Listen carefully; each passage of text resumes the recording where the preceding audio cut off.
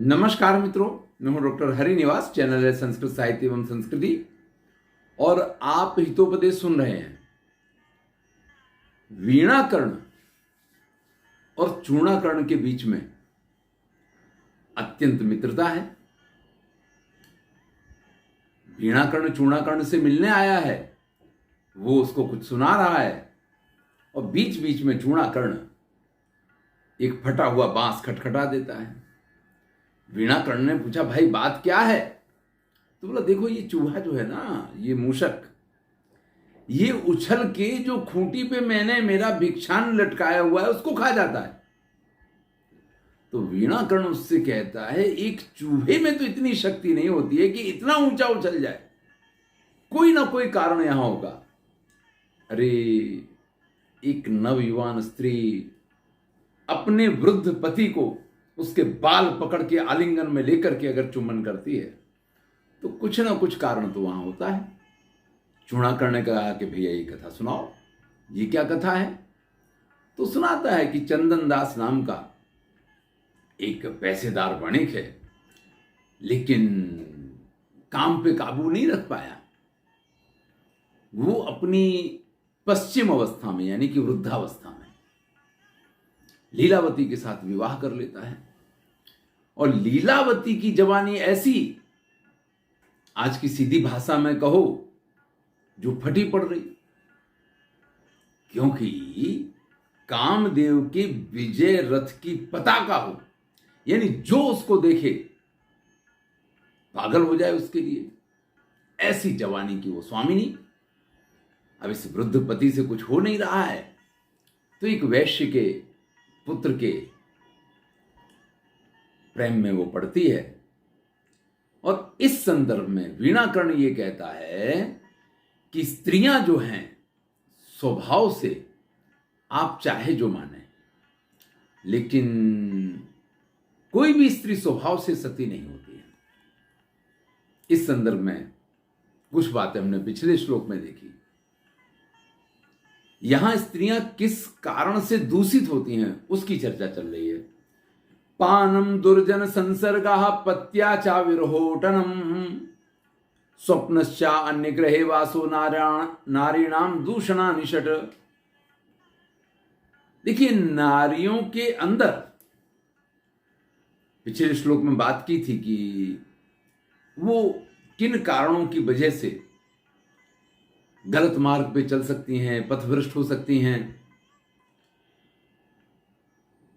और आगे चर्चा करते हैं, किसी और ग्रंथ में जो लिखा गया उसको यहां प्रस्तुत कर रहे हैं। हितोपदेश का तो काम है सभी ग्रंथों से जो हितकारी उपदेश हैं वो आपके सम्मुख प्रस्तुत करते हैं। ये पानम, अगर मदिरा पान करने लग जाए स्त्री तो फिर आप ये नहीं सोच सकते हैं कि वो पतिव्रता या सती रह पाएगी, क्योंकि मदिरा पान करने के बाद वो स्वयं अपना होश ही नहीं रखेगी, फिर तो जो मिल जाए वही अच्छा।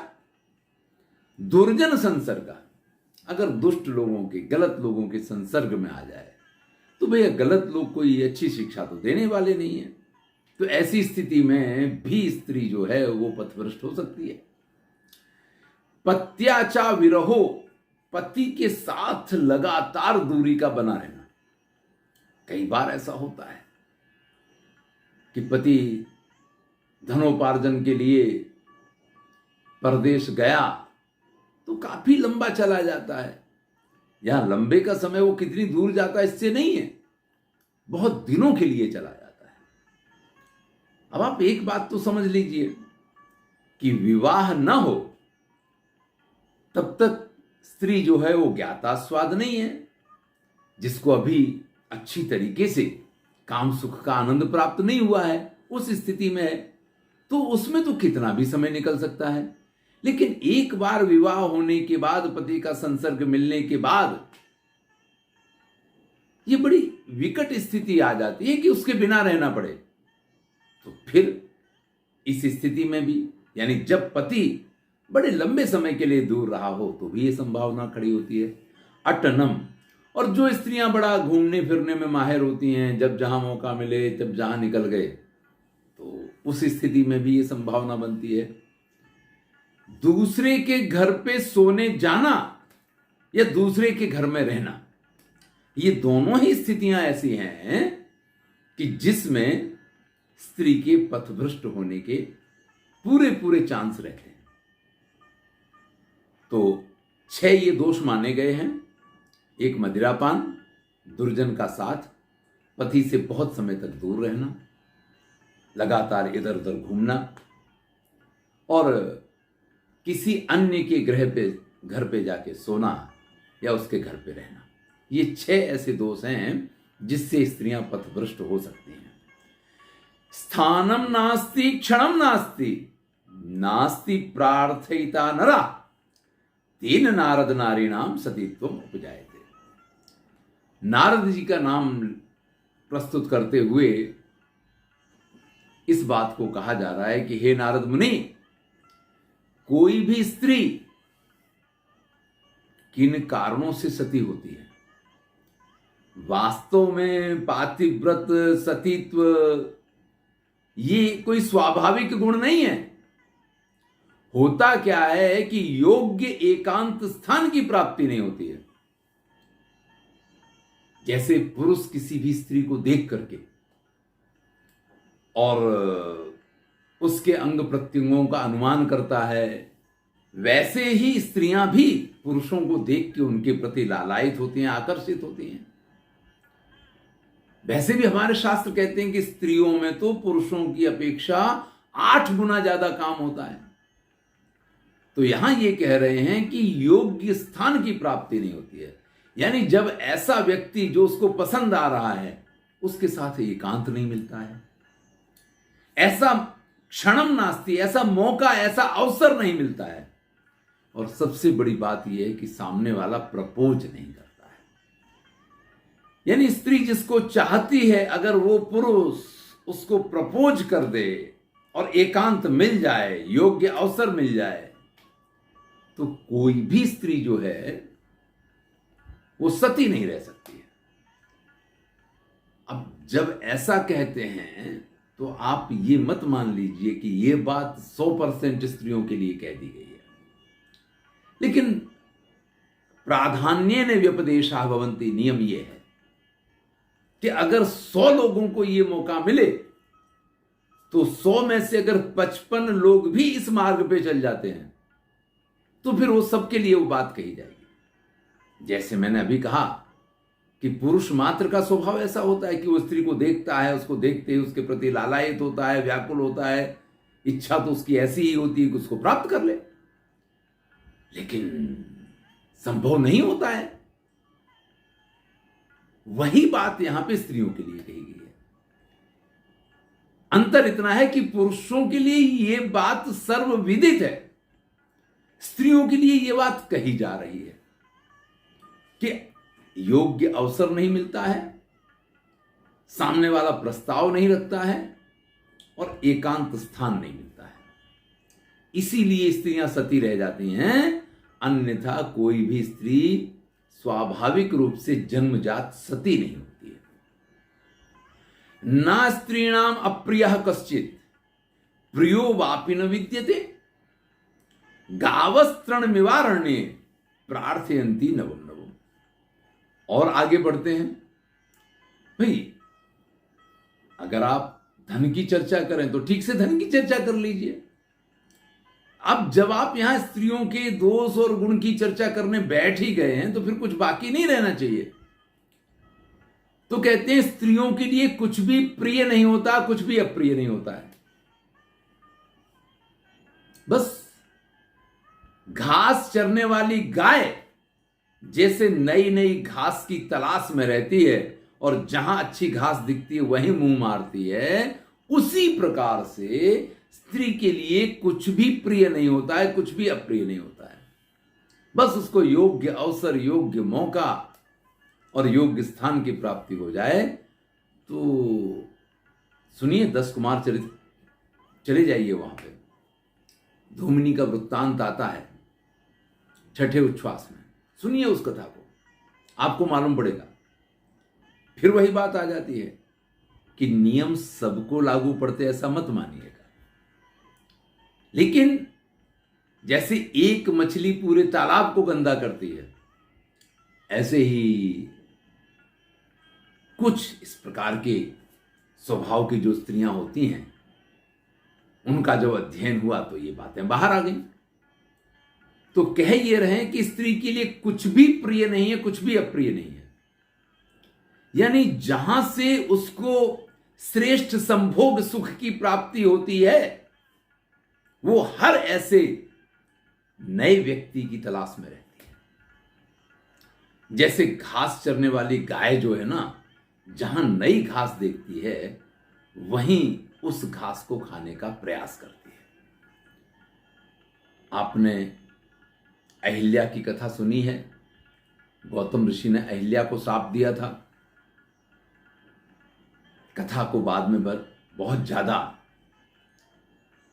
किसी फेमिनिस्ट ने लिख दिया हो, ऐसा बनाया गया और गौतम ऋषि के ऊपर सारा दोषारोपण कर दिया गया कि उन्होंने जानते समझते हुए ऐसा किया, शाप दे दिया, उनको नहीं ऐसा करना चाहिए था।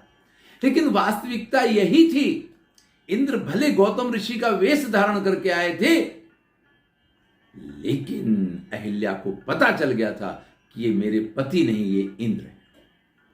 और इस बात को जानने के बाद भी अहिल्या ने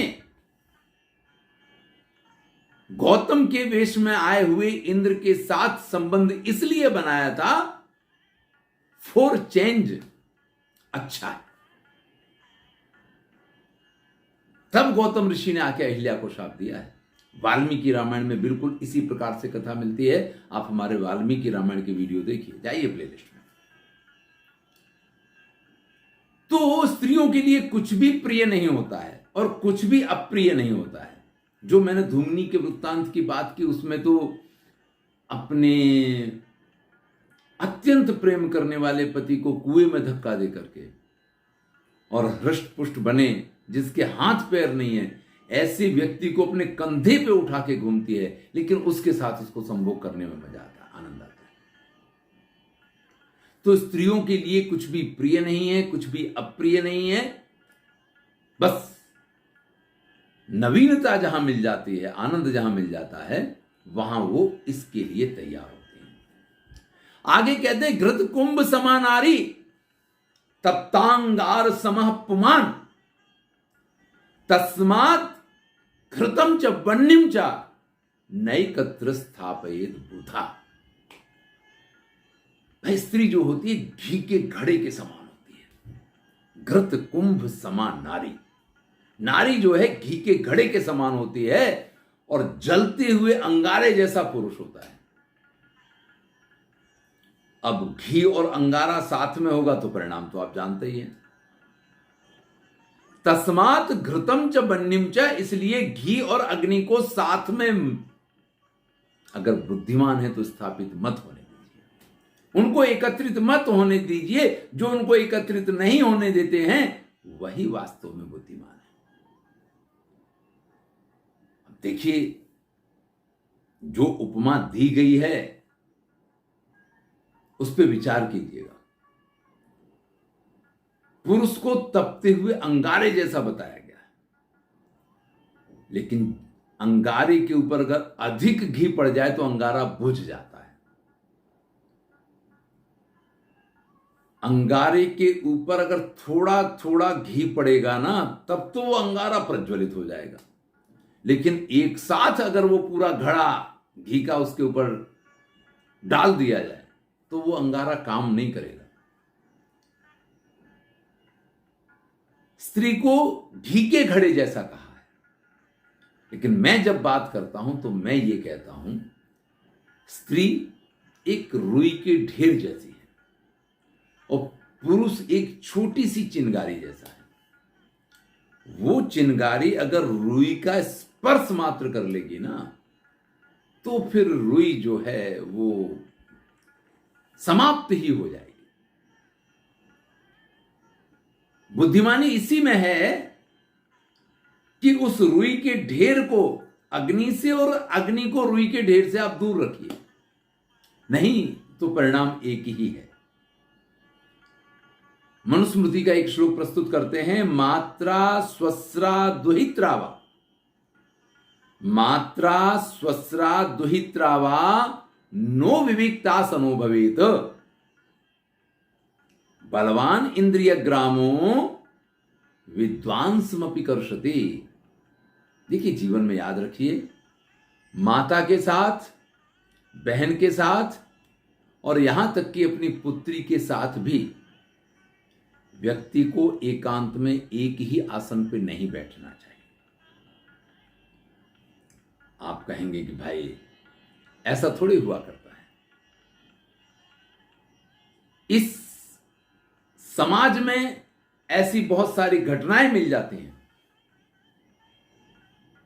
और हमारी पौराणिक कथाओं में इस प्रकार की कथाएं मिल जाती हैं। ब्रह्मा जी ने अपनी पुत्री को देखा, उस पर मोहित हो गए, वो कथा आपको पता है। तो माता के साथ पुत्र को, बहन के साथ भाई को और पुत्री के साथ पिता को भी एकांत में एक ही आसन पे नहीं बैठना चाहिए, क्योंकि इंद्रियां जो हैं वो विषयों के प्रति अत्यंत लालायित रहती हैं और बहुत बलवान है। बलवान इंद्रिय ग्रामों, इंद्रियों की चंचलता, विषयों के प्रति उनकी आसक्ति इतनी बलवान है कि बड़े से बड़े विद्वान को भी वो अपनी तरफ आकर्षित कर लेती हैं। यानी विद्वान व्यक्ति भी अपनी इंद्रियों को वश में नहीं रख सकता। बड़े बड़े तपस्वियों को, बड़े बड़े मानधाताओं को, जिनने इस बात का गर्व किया कि कामदेव मेरा कुछ नहीं बिगाड़ सकते हैं, मेरा अपनी इंद्रियों पे पूरा भरोसा है, हर उस व्यक्ति को मुंह की खानी पड़ी। यही हमें जानने को मिलता है। इसलिए यहां यह कहा है कि भाई आप इस चीज का ध्यान रखें कि किसी भी, जिस स्त्री के साथ संबंध संभव नहीं है, उसके साथ एकांत में अकेले में नहीं उठना बैठना चाहिए। ना लज्जा, ना विनीतत्वम, न दाक्षिण्यम, न भीरुता, प्रार्थना भाव एवैकम सतीत्वे कारणम स्त्रिया। स्त्री सती है, इसका एकमात्र कारण है कि किसी ने उसके सामने योग्य रूप से प्रस्ताव नहीं रखा। बाकी ना तो उनको लज्जा होती है, ना उनको विनम्रता का भय होता है, ना उन्हें किसी भी प्रकार के दाक्षिण्य की, जेंटल वुमेनशिप की चिंता होती है, और ना ही उन्हें कोई भय होता है। कुछ लोग कहते हैं कि स्त्री बड़ी लज्जावान है, इसलिए वो अपने सतीत्व की रक्षा करती है। कोई कहे कि नहीं बहुत विनम्र है, इसलिए वो अपने सतीत्व की रक्षा करती है। कोई कहे कि नहीं बड़ी समझदार है, दाक्षिण्य है। इसलिए भैया, जब काम का आवेग आता है तो भय का कोई कारण नहीं है। सारी भय की चादरें उतार के फेंक दी जाती हैं। उस समय कोई होशियारी काम नहीं देती है, उस समय कोई समझदारी काम नहीं देती है। सारी समझदारियां उतार के रख दी जाती हैं। विनम्रता का कोई कारण नहीं है। और शर्म तो क्या होती, लज्जा तो क्या है? अरे लज्जा तो अपनों से की जाती है, परायों से काहे की लज्जा? यहां पे कवि ये कहता है, स्त्रियां लज्जा की वजह से, अपनी विनम्रता की वजह से, अपने दाक्षिण्य की वजह से और भय के कारण सती हैं, ये मत मानिएगा। प्रार्थना अभाव एव एकम, एक प्रार्थना का अभाव ही होता है। किसी से कह के तो देखिए, आपको पता चल जाएगा। पुरुषों का भी ऐसा होता है, जिसको प्रेम करते हैं उसको तो फटाक से प्रपोज कर देते हैं, लेकिन अन्य जगहों पे स्त्रियों को देख करके उनको प्रपोज नहीं कर पाते, हाव भाव अपने दिखाते रहेंगे। स्त्रियां ये चाहती हैं कि एक बार आप कह के तो देखो, हम तो तैयार हैं। ऐसा यहां कहा जा रहा है। चलिए, बहुत सारी बातें हुई, इससे आगे की चर्चा अगले वीडियो में करेंगे। मैं हूं डॉक्टर हरिनिवास और चैनल है संस्कृत साहित्य एवं संस्कृति। जो बात यहां स्त्रियों को लेकर के कही जा रही है, देखिए मैंने पहले ही कहा, ये किसी एक ग्रंथ की बात नहीं, किसी एक शास्त्र की बात नहीं है। हितोपदेश में सभी जगह से उसको एकत्रित किया जाता है, लेकिन समाज में जो होता है वही साहित्य का भाग बनता है। इतना अंतर है कि पुरुष के लिए ये बात हर कोई कहता है और स्त्री के लिए कहने से पहले फेमिनिस्टों का डर लगता है। चलिए, धन्यवाद, आनंद लीजिए।